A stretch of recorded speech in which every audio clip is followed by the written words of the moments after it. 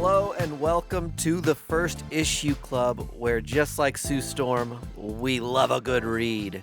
We're your weekly comic book podcast, where we're normally covering first issue comic books. What's hot, what's new, what's getting started in the shops, on the streets, in your eyeballs, all the way to your brain through your nervous system. This week, a little different. We're towards the end of the year. We're not going to do a normal year-end episode like other people. That's hack. We're about the future. We're going to do predictions. We're going to talk about 2024. We're going to soothsay. We're going to open our third eye betwixt our brows and gaze upon the year that is 2024 and tell you what's going to happen in the comic book industry. Hey, we've been in this game for quite a minute, right? Like, talk about just personally between you and me, right? Look at me. Look at me. Well, I've been doing this podcast since about 2015. You're going to tell me I don't notice trends that are going on? Me, Mike D, and who else? Who else is with me? We got the Kingmaker, Greg, Cancel Pig Lick Tie. Oink, oink. And welcome to Future Issue Club, where we tell you what you're going to buy. And then I'm Budget King back from like the dead. Like a 2-year hiatus. So sorry. Well. Look who comes crawling back to First Issue Club. Please take me back. He made a big stink. I'm too big of a hot shot for you guys now. I'm never coming back to the show. Yeah, I really graduated. I got a better podcast deal with another comic book podcast. That they don't call us old steady at First Issue Club for nothing. We outlasted every other comic book podcast there ever was or will be, and that's why we're talking about the next year. We'll put our fucking money where our mouth is at the end of the year and see what predictions we got right and which ones we got wrong. How about that? Yes, I like it. Greg? No, if we get any wrong, we'll cancel the show. We'll shutter our doors. Any of them. We're going to make a lot of wild predictions if any of them are wrong. Some of them will be contradicting each other, so we will be canceling the show next year. Yeah, more or less sure. is what we're saying. Prediction number 1, Batman will die. Hey, I already know that's happening. It's in the solicits. Boom! Okay, a lot of different topics. You may be wondering, how am I going to consume this through my earlobes? Just sit back and relax. This is just going to be a free-form open conversation. I'm probably going to prompt the guys with some categories I can think of. They might range from stupid to really serious. So hang tight for the next 45 to an hour, and we'll talk through some of these common comic book things. This is definitely a show you throw on while you're cleaning the house, while you're just driving to and fro. Mm-hmm. As opposed to like sitting down and just listening to the podcast in silence. I've gotten emails from about 120 people that said whenever our show comes on, they sit down in an armchair, they put it through their speakers, and they turn off their phone's in airplane mode. And they just play this episode to really digest it and let it soak in. And I will say doctors have recommended not to operate heavy machinery while listening to engaging with the First Issue Club. So perfect. Yeah. 9 out of 10 careful. dentists suggest that you listen to First Issue Club in the morning. Yeah, I think that you should rip a line of Coke and just sit in a chair and just listen to this in your ears in complete silence and really rev yourself up. Turn off all the lights. Get a couple monsters. Yeah. Try not to move. Yeah. Just if you have an isolation out of your chamber, mind. Try to go chill. into that. Yeah. 100%. Get tooted and booted.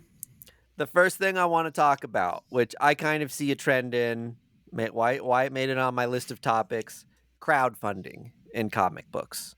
Yes. Before I give my take, does anyone have any thoughts or opinions on where they see crowdfunding going in 2024? I think crowdfunding in 2024 is going to have a resurgence among indie creators again. We saw in 2022 and 23 Boom Studios, Image, kind of Yeah, is there like a indie pushback to that? indie mainstream publishers really used kickstarting as a way to crowdfund their like graphic novels or their hardcover collected editions to kind of pay the bill before they published anything, which I've been on record saying that I do not enjoy at all. But I feel like I've seen it already happening at the end of this year where there's an indie resurgence of just scrappy upstarts that want to make weirdo comics are like just really going after it on Kickstarter. Are you all saying that Zoop is gonna take charge? I've ordered like 2 things from Zoop. I don't really know their methodology of crowdfunding. That's I mean, their whole thing is like this book wouldn't exist unless you bring it. It's basically like Kickstarter without the bullshit, but then you just like don't know anything about the book. This is something that I was going to say. I think the landscape is going to really increase for this, which is more or less what Greg said in different words. But you're going to see competitors to Kickstarter that are even more hyper focused on comic books. Like Kickstarter is 100% embraced the comic book thing, but a lot of people, me and Budget King talked to a lot of people at LA Comic Con who are like, Kickstarter is a necessary evil for me as a creator. Like I hate working with them. So And if someone can figure out a way to facilitate like some of the stuff better and hold your hand through the process a little more, that's probably something that could like benefit and draw more people away from Kickstarter. But I do see so many people having, access to these platforms that it seems to me like, at least over the last handful of years, that the quality of some stuff is starting to thin just because so many people are This posting was like shit. this zine that we got, Snarlagon, Yeah. by Andrew McLean, and like his wife was saying like it's literally destroyed their life, just like them having to like. I mean, I think that's verbatim what she said actually, just like having to do all these fulfillments, like mailing them by hand, like no help, and then like Kickstarter Yeah, just taking quality a cut. control, like of like getting batches of these things and like pages are falling out. Yeah. And so it just is like, yeah, I think there's a wide landscape for a competitor that does a little something for comic creators. Mm-hmm. Which is wild because on Kickstarter, the number one moneymaker on Kickstarter is video games and video game related stuff. Number 2 is comic books. Like that is one of the most crowdfunded things on Kickstarter is zines and like comic books and like self-published Do you literature. count like the like fantasy? I feel like fantasy novels, like the Well, like any kind of Different book category. thing. Yeah, okay, yeah. But like though, like that combined is like the number 2 moneymaker for Kickstarter. So the fact that there's such a disconnect between getting it funded and then getting it fulfilled is bewildering. Like they should definitely have their shit together by now. The fact that Kickstarter hasn't bought like their own printer and distribution center from all the cash they're getting from this is nuts. All right, I'm going to move us on to the next topic. Digital comics. Over the last several years, we've seen hills and valleys in digital comics, not just in our like perception, but in some of like when you do see the numbers released of like are people engaging with these things? Do they contribute much more to piracy, the industry's perception, a lot of different hot takes on digital comics, and like I said, highs and lows. Is 2024 going to be a high year or a low year for digital comics? What do you see in the landscape? Hi, it's gonna go through the roof. Why? Comixology is out. Omnibus is in. People finally have a digital reader that is competent, where they can go check out a random issue they want to check out. For so long there has always been a buzz in comic book social media, like when a new book comes out, and there has been a lack of accessibility when people just want to go randomly check it out. They have to go find somewhere that they can go buy it from, like an LCS. The Comixology has always been lacking in accessibility since they were absorbed and kind of like deconstructed. Now that like Omnibus and other platforms like it have finally cobbled together competent and like user friendly platforms, people can now go check out a random issue of Do a Power Bomb, or or an indie hit that people are buzzing about on comics Twitter. I think we're going to see a new golden age of digital comics, and that's not hyperbole. One of the interesting things too is, Distillery's been doing these like, hey, read our comics for $1. Mm-hmm. Like, we'll release the print copy, and then a week or two later, you get an email from their email list, and it says, hey, buy it for $1. Tell your friends. Mm-hmm. You can sample and read these things for just $1. Does that become more of a trend, or is this a way that like smaller publishers are saying we want to own our content on a digital landscape and control the way that people consume it? So you're going to buy it through our mini publisher instead of going to an external service. That's another interesting piece to me. I will say one of the things that I perceive that's maybe contrary to a lot of the conversations that I've had about the landscape of digital comics is how much is the consumer who isn't like so obsessed with comics to the point where they're doing things like listening to a comic book podcast going to ultimately reject Comixology's move to the Kindle app and people having lost some access to like previous comics? Are they still the heavy hitter, and are we overestimating the fact that they've pissed off comic fans?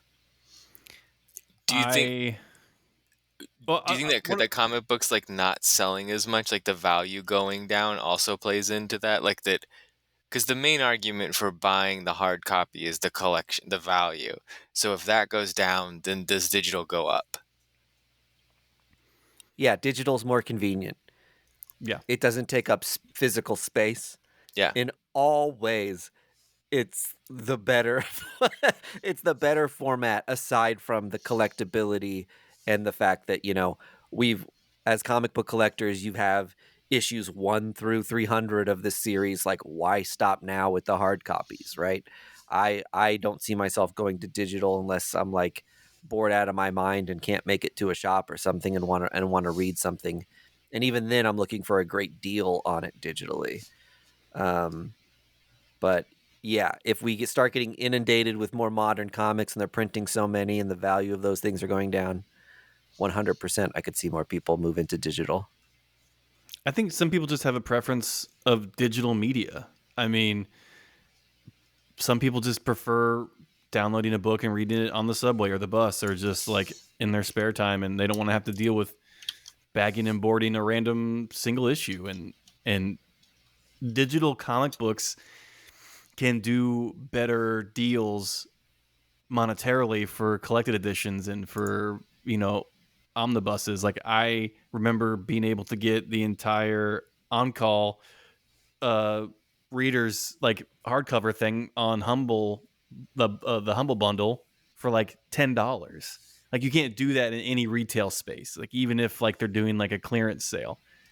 So I think that digital will be a place for maybe not breaking comics or like brand new comics, but for backlogs and for exploring new and old series that you maybe have heard about and wanted to check out in your spare time. Right on. Okay, I'm going to move us on again.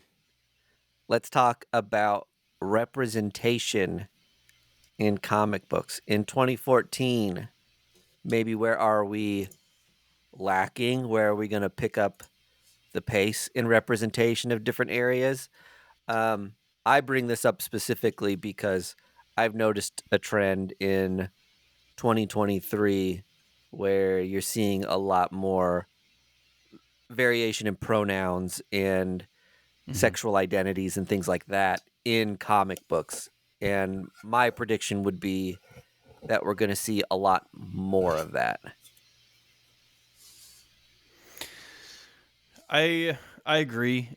It won't be to an extent that I want it to be, like a whole hog, if you will. Like I don't know why Marvel and DC seem to crawl with getting to the representation part. I don't know if it's just like they think they have to get people adapted to the new medicine that they need to take or whatever. But it's just like we read a book, or I guess it was the Century book from Marvel, where they're introducing people with physical limitations being superheroes, and we were commenting about how we don't see that a lot about people with physical limitations or physical disabilities being represented so openly and accessible in comic books. And I feel like Huge that's the gap. next frontier Yes. of accessibility. I feel like trans is not really well represented either. I 100% agree. We have maybe 2 or 3 prominent trans characters that are just around, not really, either leading a book or on a prominent team. But I agree. I think that needs to be in the conversation of just like, okay, they're acknowledged, but what are you doing with them? Like, it can't just be like a placeholder of just like, all right, we did it, so will you please just leave us alone? Right. Yeah. It can't be like we did this thing and now give us our trans card. Exactly. Like, you want But an award? Like, okay, you created the character, but what have you done with them? I feel like it's their version of dancing out Iceman every time being like, we had a prominent gay series. Yeah. Uh, But no one knew he was gay until what, 5 years ago, and he's been around since the 60s. And how Right. long was Cine Grace's run? Yeah. Like 6 issues or something. It was like a mini, yeah. Yeah. It's ridiculous. All right. Next topic. Yeah. Yep. Let's talk about grading. Baby. Grading as in is there going to be more competition in grading companies? More people are grading comics. There was kind of that over the pandemic and how do I want to put it? Quarantine is the word I'm looking for. Over quarantine, people were sending all their baseball cards to Beckett and all their comic books to CGC and CBS.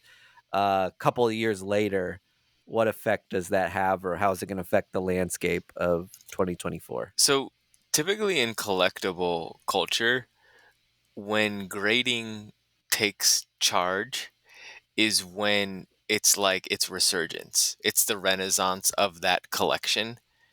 So the raw is not the thing driving the force anymore. So if we're fully in grading being the value, which we might be, then we're in the renaissance of the collection, I think. Yeah.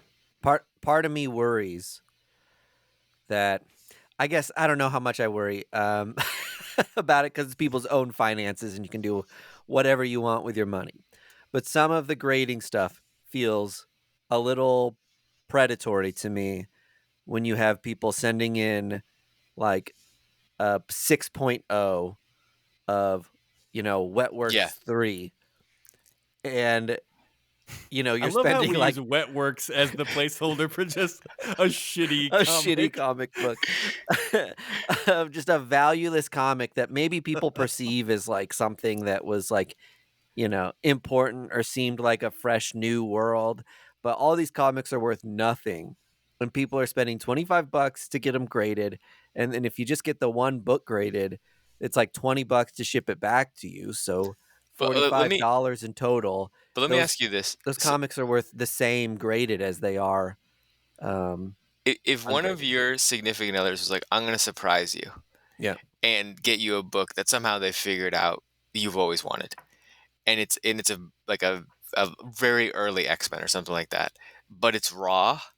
Are you like, fuck? No. Okay. I guess it depends on what the situation is.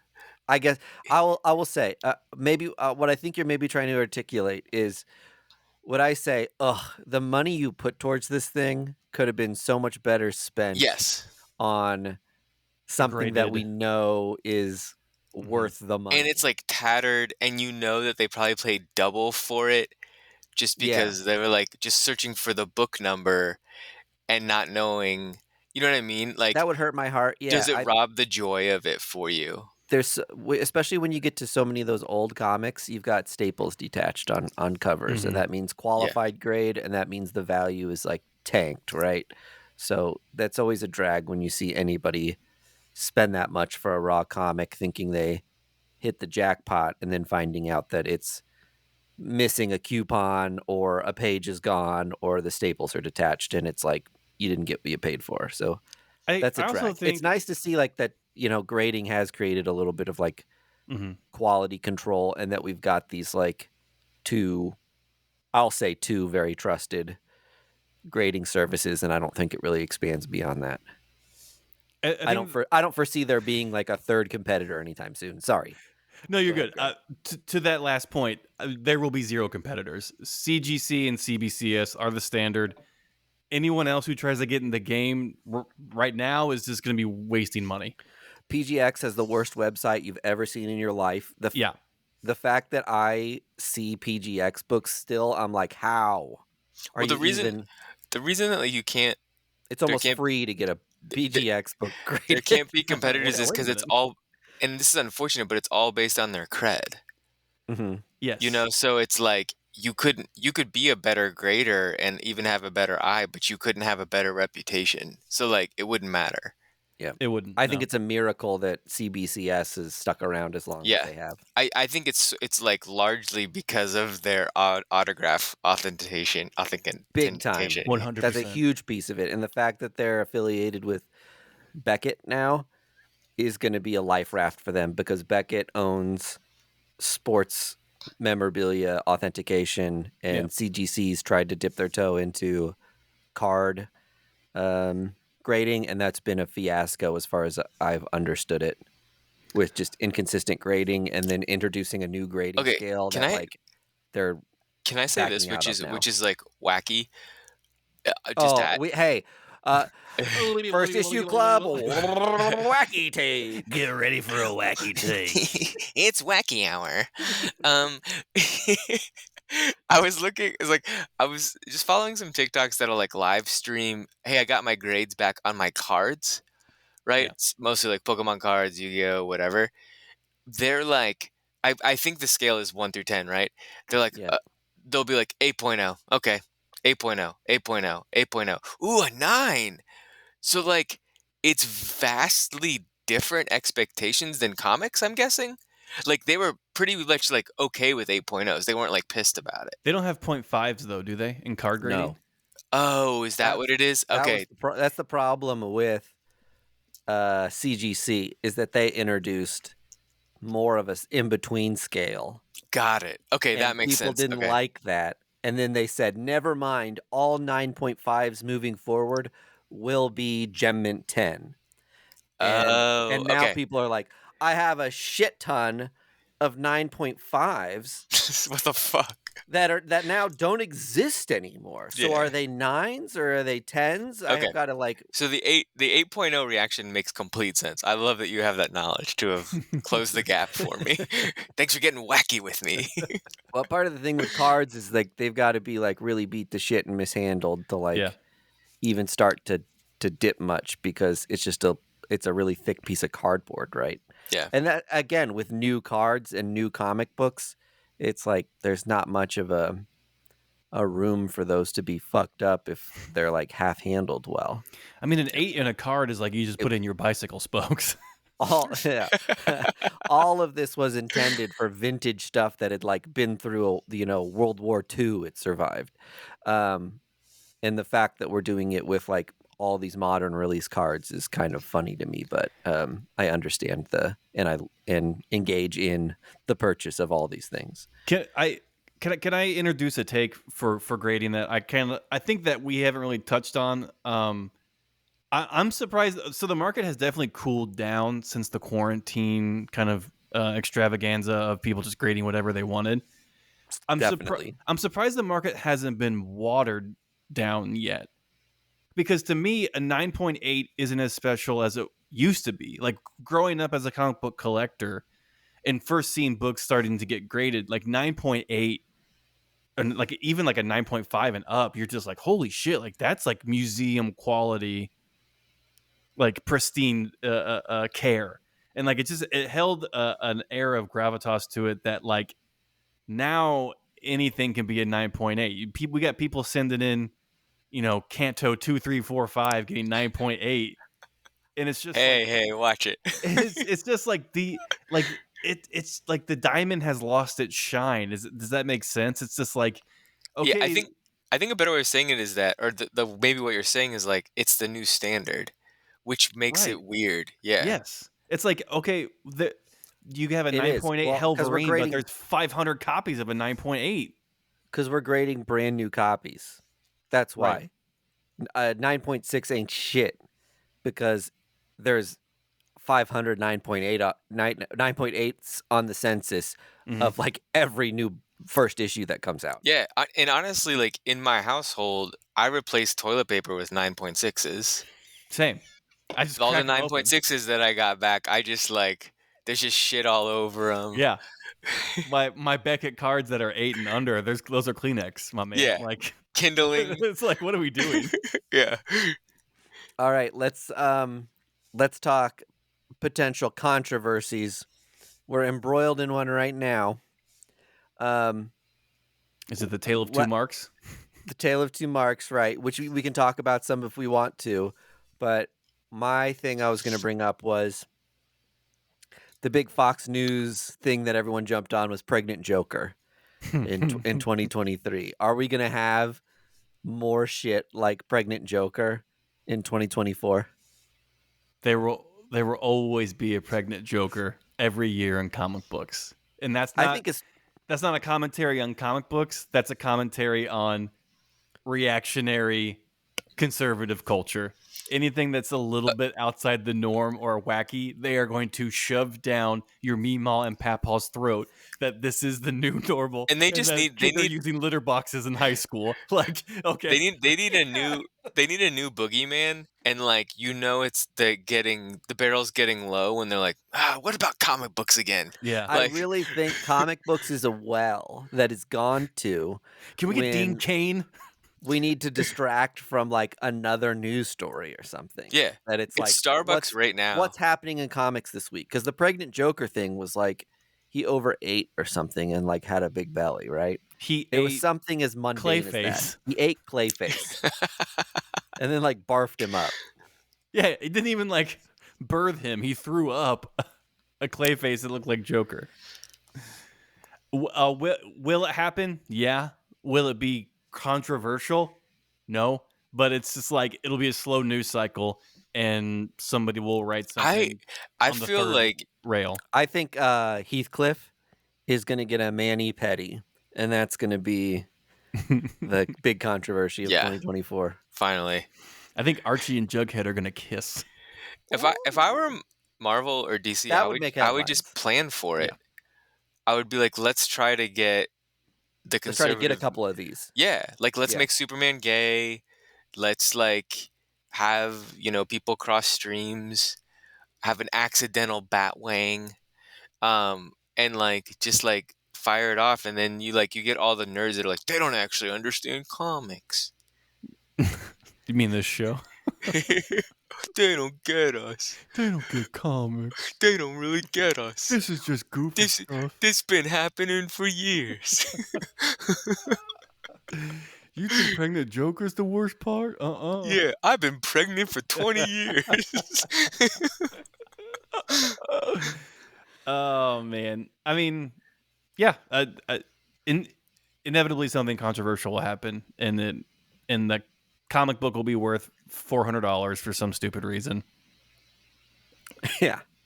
But then you'll have moments like where we had it in like X-Men Gold and Immortal Hulk, where people will hide racist and religious discriminatory imagery or wording in a book. And that's not controversial for like, oh, what'd they do that for? But it's something that people who are vigilant see that and be like, oh, we need to pause here for a second because something truly sinister is in the book and we need to highlight it.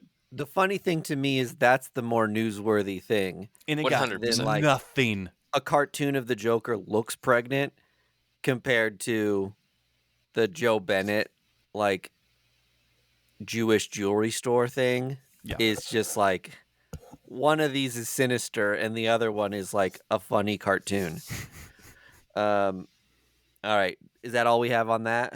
Yeah. The only thing I'd add is that as the war goes on in Israel and Palestine, I feel like that's going to enter in comics more and be like more addressed like head on and stuff, and then like cause the sides there. So To that point, what about censorship as a topic? I don't know if there's much to say here or not, but I honestly think comics could use some more censorship. We've gotten pretty mouthy in the last couple decades. yeah, What a And take. I think we need to be put in our place, to be honest. that's less swear words. Swear words have, and that's the thing I've been thinking about for a while. Swear words have really been bothering me in comic books. Yeah. So I mean, I'd love to see more asterisks. I think we can all agree Superman's been taking his shirt off a lot more lately, and we need to just calm that down. Right. Yeah. My dick can only be hard for so. I mean, it's confusing to me in my Christian brain. So, yeah, I guess I could see, part of me is like, censorship in comic books seems like either Archaic. an archaic thing, or two, something that happens overseas. And I love the Comic Book Legal Defense Fund for all that they do to like try to defend people who are brought to court over a political cartoon or whatever they're trying to write. But the more that stuff like Our Pregnant Joker comes up and becomes a buzzworthy thing that's trying to distract from people, do publishers and creators feel more pressure to shy away from those things, or does that start a conversation surrounding I think that censorship? like Or I'm overblowing and overthinking. well, I think that like one like credit to that is like the rating system of comics is archaic. Like there's nothing. It's basically it's YA or it's the Wild West. Yeah. Like Essentially. there was I was in a shop and there was this mom who was like, my kid, I'm trying to buy a Christmas present for my kid. They're into Ninja Turtles. They're 7, and the shop owner went over and was like, "Oh, okay, get this last Ronin book." And I was like, "I think not." And the mom was even like, "Oh no, this is what he wants." And I was like, I understand what you're saying, but if you got that from my 7-year-old, I would like not think that's correct. Yeah. That's and not then a Ninja like Turtle book you are used to. yeah. No, yeah. Budget King and I have a mutual friend who took their kid to a comic book shop, and they picked up Hit Girl, and the person at the counter has to know that Hit Girl is not an appropriate comic book for this little kid. Mm-hmm. Yeah. But from the cover, you just assume it's like, oh, it's a little girl who's like fighting crime, right? Right. Yeah. Yeah. Same as so like I hate I guess- Fairyland. You're just like, whoa. Yeah. I know Scotty Young draws a really mean baby looking Right. creature, but you can't be reading that. Yeah. I guess note to not all comic shops are like that, and we've got a lot of good comic shops that we've been to, as much as we've complained about the bad ones. But a tip out there to comic book shops that don't do this, like, you're gonna catch more flies with sugar, honey, however the saying goes. I think you nailed it. You're gonna have more repeat customers if you're not like just trying to like hawk a kid a book without them. A like, $3 book. they're good. They're in there to buy something. They want to find sell them something the to buy $10 anyway. hardback Yeah, that Marvel exactly made right. anyway. Yeah. Sell them a trade of something made for Yeah. kid. I think what's interesting to me, I kind of made this connection recently. So WWE, the Wrestling Federation, recently in the last like 10, 15 years went to like Know your audience, Greg. Yeah, I know what my audience is, and these are definitely merging right now.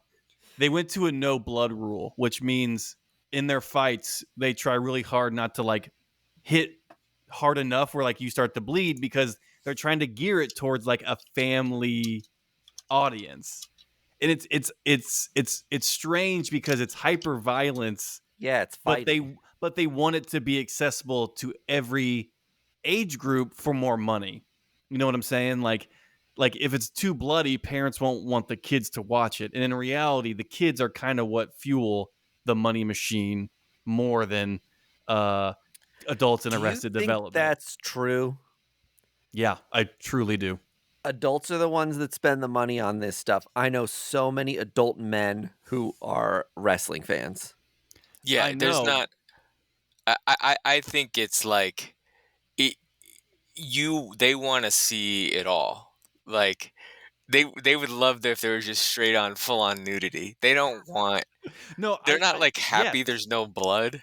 No. I'm saying the people I who think their make main audience. WWE want it no blood so they can have more money from every aspect of the demographics. And I'm saying if a competitor of WWE, like what's the C ECW. one?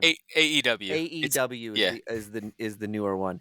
If they went to like Showtime or HBO and just went like whole hog, The Yeah. AEW is whole hog. There is blood. well, that's A- why people A- love it so I much, looked. right? I look. That one's like really taken off. AEW is like taken off like crazy, but they do things like um they have like celebrities that like 40-year-olds fuck with, like Action Bronson or Mhm. like West Side Gun, and Yeah, like all this like exclusive artist stuff because they like know their audience and things. So like totally. I yeah, think they've got it. And when we go to C2E2, there'll be people on the train with us who are going just to meet AEW people yeah, because they do such a big turnout in 100%. Chicago for that. I really think that their audience is middle-aged dudes, and I think pandering to them is so smart. I think WWE has a shot at getting the like 12-year-old Yeah. like or whatever from like the John Cena crowd and stuff. But like AEW, you're totally right. If I looked it up, they technically have a no blood in the stands rule, which I don't know if that's the same thing. Which is different from WWE. Right.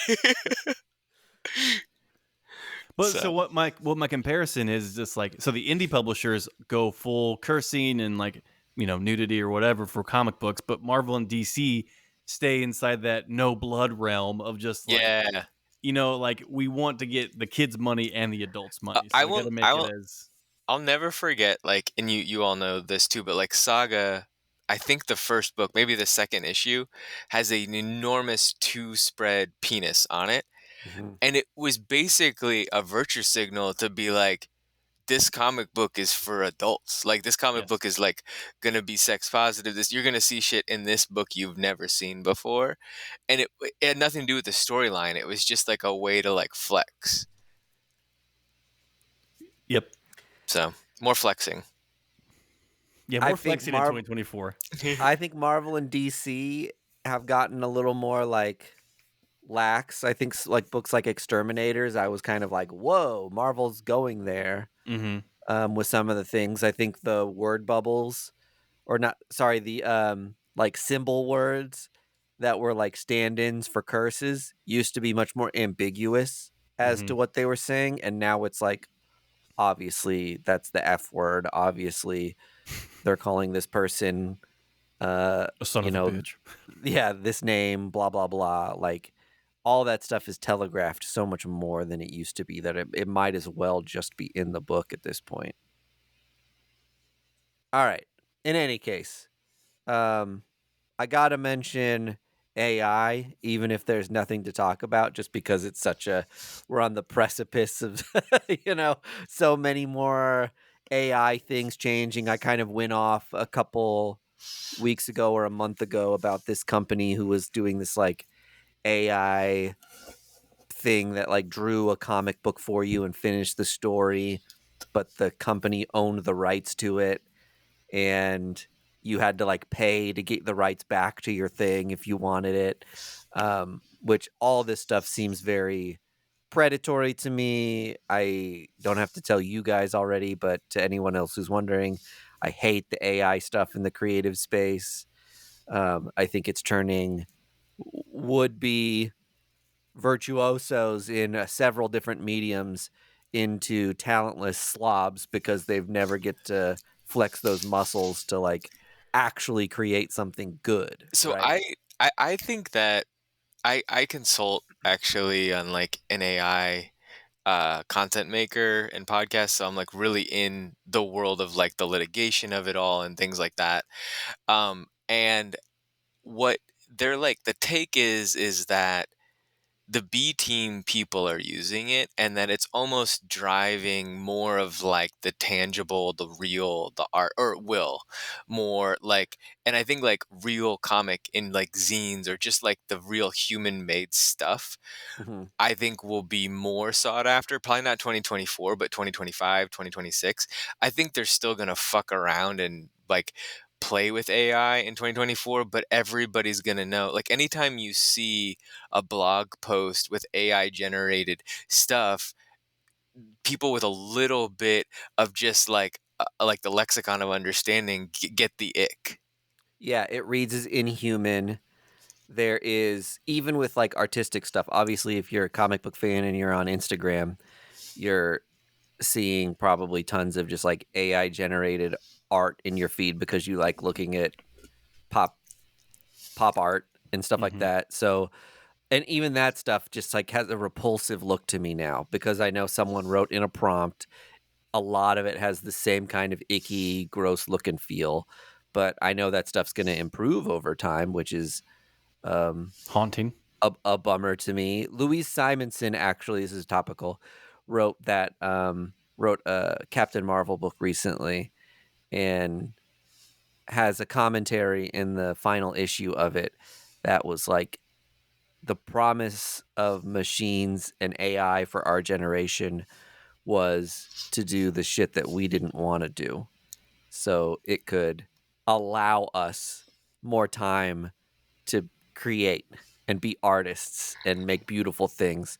Instead, AI and machinery are doing all the beautiful fun things that that humanity should be like taking advantage of with their free time that this technology allows us. And it's just so fucked up and backwards. But yeah, I worry I there's mean, going to like be more companies that just like are just shitting out manga constantly.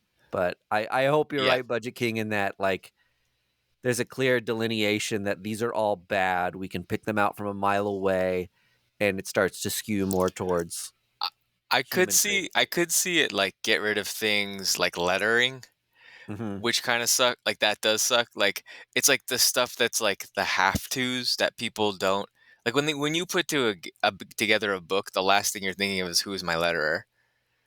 Well, Um, not necessarily. I mean, when computers got introduced, I'm sure hand letterists were a little nervous, but there are still many popular and prominent hand letterists in comic books. It is easier with computers, but I mean, there are people I'm that just still saying want like to. if you can't tell the difference, that's a job I could see going away, which would suck. Yeah, for sure. But the other ones I think are harder. So So 2024, we might not see AI make a huge impact on the comic book industry yet.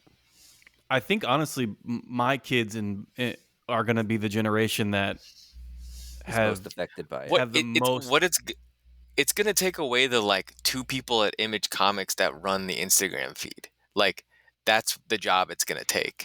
But see, you're thinking like so. Right now, we're in the thicket of it of just like, no, this is bullshit. I want the real stuff. But my kids are gonna grow up with this and kind of just been like, oh, this is like normal. This is like the easy stuff. And like I think the dialogue is going to be Yeah, that different than scares from me. their generation than ours because they're going to grow up with it. Like Our my kid has a perception is that tablet. this stuff sucks, Yeah. but their perception is going to be this is My the way Yeah, things have my always exactly. kid has been. never tasted real food. Everything is just a bar Hmm. or in a pouch. There's never been any type of like a vegetable in their Yeah. mouth. We They're might be living in the reporting golden you to era for picky child eaters. services. I can't wait to have food in pill form. I'm fucking Oh yeah, ready. Soylent? Hell yeah. Soylent Green. All right, what about the consumer landscape? Can I Age, sex, location. Go ahead, Mike. Okay, so I I You have still been on out. AI? Yes, no. No, to answer this question, the Okay. consumer landscape.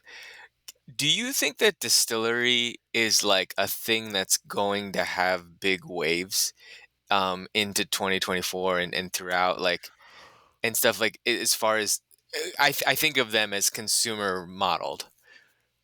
They're collector oriented, meaning they have prestige format, prestige collectors at a prestige price. But what And good content.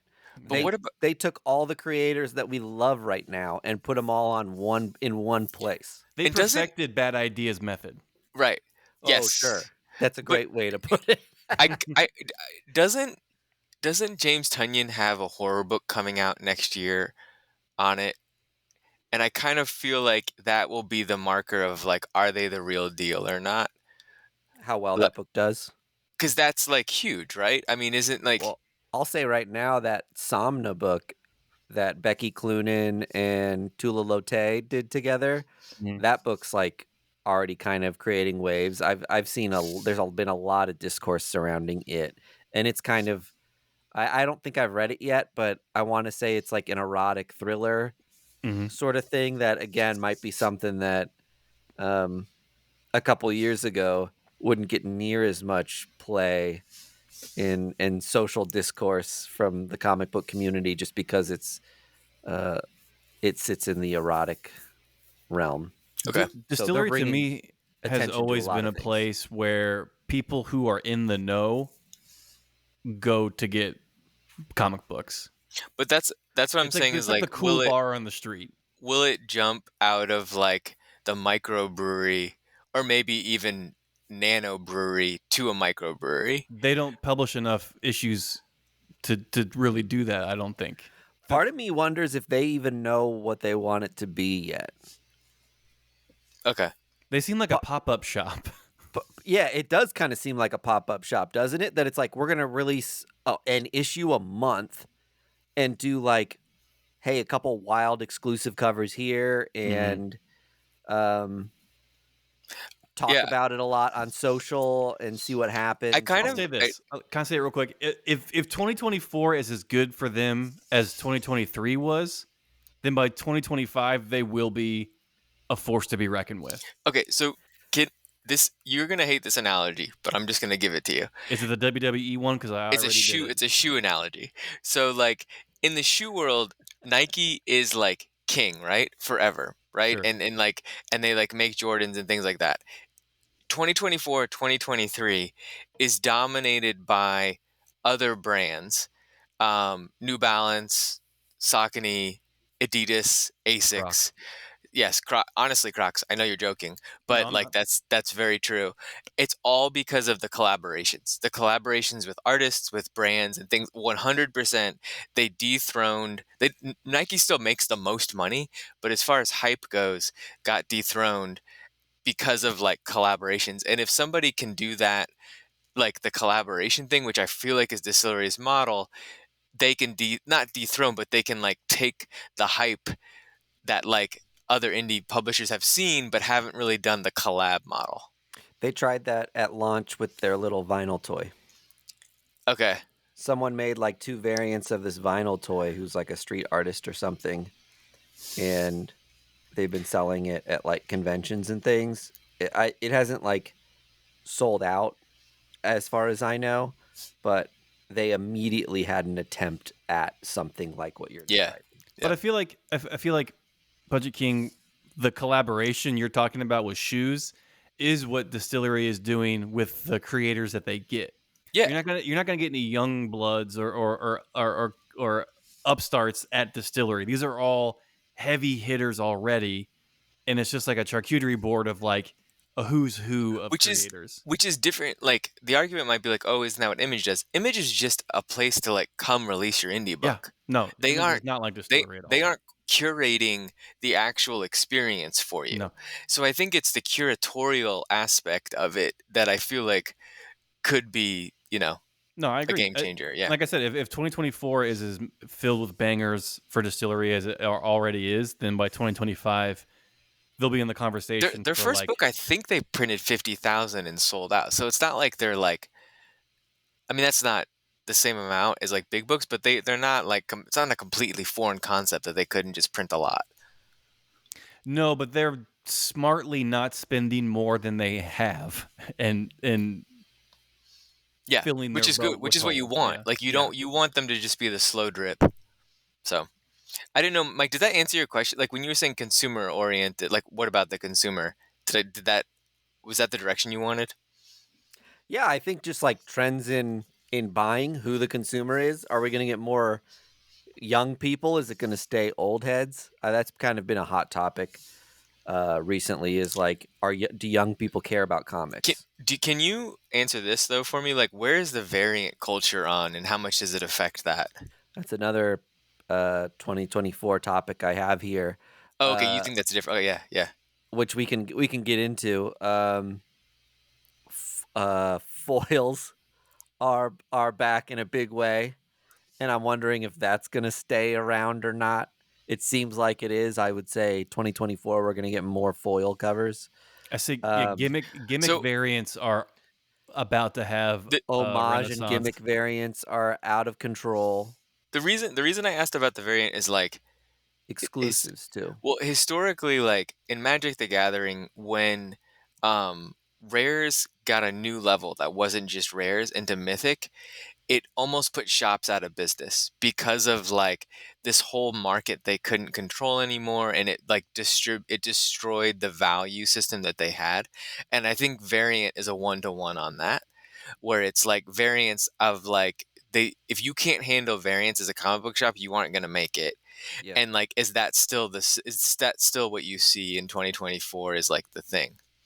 Ratio variant. If ratio variants don't get under control, then I can see a lot more shops having to tighten their belt or change their model. Now, if the variants are just normal fun variants that like an A or a B, then I don't see an issue. And I'll say too that there's this there's so many retailer exclusives now that I see stores that have like 150 copy, meaning they're only printing 150 of these ever. And people aren't buying them. That used to be like, I can get a 1 in 150 for $20. Like they're going to sell out day one. Yeah, Not anymore. stop with them. Stop with the retailer variants. There are so many of those covers. You know what's going to sell covers now in 2024 is Peach good Momoko. art. Good art on the cover that people actually want. Like the low number count and the number of different retailer incentives that exist for every single comic like is just watering down that It's ridiculous. that market. But yeah, I think Greg's right that the stunt cover thing is coming back. There's Right now, there's few a books- scratch and sniff variant.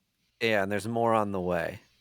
I love You that. you remember when Valiant did the hologram, but they did it from a distributor that like it was they just picked up everything that was left over. So Quantum and Woody. technically, yeah, so every cover was a Technically One and original, one. one. yeah, a 101.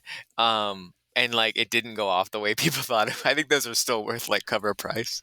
Yeah. But I love that idea because it completely eliminates the speculative market. You know what I Yeah. mean? Like if the cool variant, everyone can get the cool variant, then Yes. that's great. I honestly thought it was cool, and it was a cool story.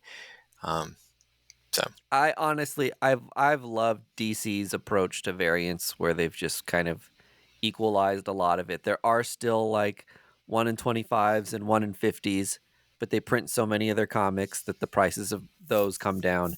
And most of the time the coolest variant is the B cardstock B cover, yeah, which is $1 more than the other one, and you get and it's going to grade better. and it's going to grade better. You Mhm. get a sturdier comic book. Like, I think that's awesome. If you pre-order it, you're getting your pre-order discount on it. I think DC still does variants right. I would But agree. yeah, I kind of like, I feel like we had a rejection to stunt covers for a while, and I think I'd be fine as a consumer. I kind of miss certain parts of them, and those like lenticular covers coming back for like a little bit, or 3D embossed foil thing are fun to me, especially if the foil's used in a creative way. The problem is our community doesn't know anything about restraint, and as soon as it gets popular, it's Every over. other It's thing, already yeah. done. Okay, Yeah, then you get sick of it. so to answer your original question, which I jumped with thinking variants would answer this, your answer is like, what's the age group going to look like for the consumer? Or sorry, Yep. your question is, I think that in Gen Z, the resurgence of like everything 90s, whether it be like music, fashion, like all that kind of stuff, has hit every market. But you don't see even card collecting. I don't think you see it in comics though. Like I don't see you're not getting the Gen Z hug of like retro 90s, and I think there's a reason. Is like they just have not cracked the young people market yet like that. One of the things I'm really interested in seeing is if that X-Men 97 show comes out, that if that's going to stir up interest again in like these weird 90s superhero cartoons, and that might draw some interest back into things like the X-Men, um, especially with how into anime and modern cartoons that like young adults are. I think it's more acceptable culturally to deep dive on what was once considered a child's show from years ago. It's now something that's like fun to like have a take on and like watch critically, which is pretty interesting. I think to bring it back to shoes and you, Budget King, he picked me up a comic that was an X-Men comic that was exclusive to Kith. And again, speaking to kind of collaborations and things like that, like those sold out really fast, right? Yeah. And they did these X-Men shoes that people were like gaga for, and they were kind of blind box, and you didn't know what pair or color you were going to get. And people absolutely ate that up. And I think Yeah. the comic book industry doing more stuff like that is cool and fun, and the movie burnout doesn't necessarily translate to those things. Like people aren't necessarily burnt out on Batman or X-Men, they're burnt out on how many bad comic book movies there have been. I also think like the access of entry for comic book readers is just still overwhelming. So like buying Yeah. a rad ass shirt and like being like I like Cyclops in Yeah, a shoe Cyclops and Storm form, are cool. Yeah. yeah, is very easy. If that's like more what comics could do. I see the characters as an icon, but I'm less interested in like getting Yeah. into it. And Yeah. like Ryan Feige, the owner of like Kith or whatever, I think that's his name. Ronnie? Yeah, Ronnie Feige. He was like they did it at San Diego Comic Con and he was like, I've never sold out of a shoe faster. He was like, the hype train is there for nerds and streetwear. And like it was all young people. I just don't think comic books. That was a him. That was a Kith thing. That's comic books didn't lead that charge, Yeah. and I Yeah. feel like I don't see comic books leading the charge to like make it more entry level. That type of hype. I mean, I've already had aunts and uncles and friends come to me and ask me like, my friend wants to get in the comic books. What Marvel or DC book should I get them? And I said, don't get them any Marvel and DC. There is no Yeah. easy entry point for Marvel and DC. I give them either Image books or Vault books, or I give them an indie publisher because those stories are so self-contained. And like, if you like the medium, then start dipping your toe into other Marvel and DC stuff. But if you give someone a random Spider-Man book for Christmas, they're gonna be so goddamn lost and confused that it's gonna like deter them. Also, and the thing that sucks too is like they're maybe reading a thing that's like finite that's not even appreciated by the greater culture if they read that like one story, so that Mhm. you rob them of the fun of having Yep. a community around it too. Whereas like if you give somebody Saga, everybody gets to say like the same things about it and you get to join in instantly. Yeah. I mean, that's why that book was such a phenomenal hit with people outside of the comic book community.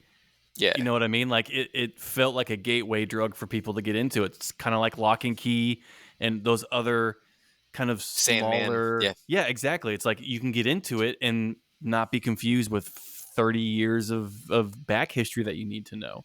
And I think Something Is Killing the Children will become that iconically, like, Yeah, that or Stray Dogs. yeah, for sure. Or Kanto.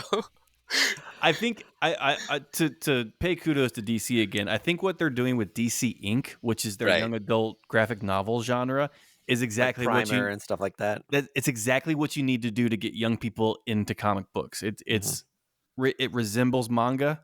It reads like manga. It's self-contained, but it's in the realm of the very confusing DC Marvel universe. Yeah. And that's how you get new readers in.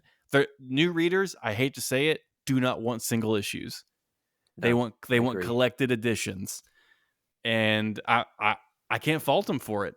I'm a psycho and I like single issues, but I get the allure of trades and graphic novels. Yeah, we're a dying breed for sure.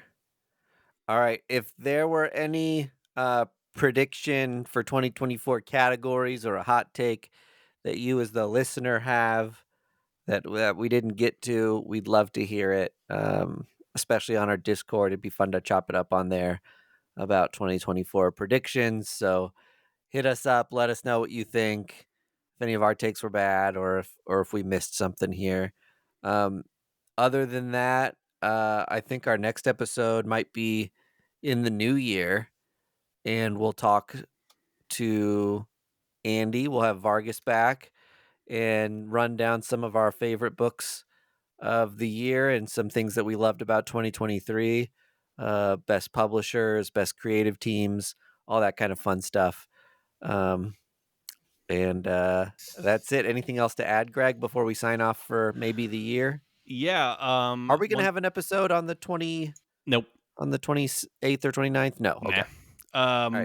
Once again, First Issue Club is a great gift for anyone looking to get in the comic books. So go to patreon.com/First Issue Club. We have lots of episodes and videos over there. We're on all the social medias, for better or for worse, just at First Issue Club. We are on most of them, including LinkedIn. FirstIssueClub.com. We also have a website. Not a lot of people do. We do. Are we fancy? Fuck yeah. Thank you again for listening. If this is the first time you've heard us, it's a lot like this, but we talk about First Issue Clubs instead of making oddball predictions. But thank you guys for a great year. Personally, 2023 was, in my mind, a great year for comic books, but I'll get into more of that in our best of episode. But I'm very appreciative of all of you, and I can't wait to see what we do in 2024. Hear, hear. Budget King, you say anything? Oh, I didn't. I felt like that was the end. I was gonna thank you guys for having me on, and I apologize for anybody that's like, "Why the fuck is this guy on?" I also hate it when podcasts are like, this old guy who you don't know is now talking to you and like obviously interrupting the flow of the people you like. So I wanted to apologize to your audience. So thank you, and it was fun. There's about 5 old fans who heard you voice and just celebrated that the Budget King was back. Good. Return of the King. All right. Thanks, guys. That was fun. All right. Bye-bye. First Issue Club is edited and produced by Mike DeStacy, Greg Lichtag, and Andy Vargas. Follow us on social media at First Issue Club, and check out our Patreon for videos, audio, and more at patreon.com/First Issue Club.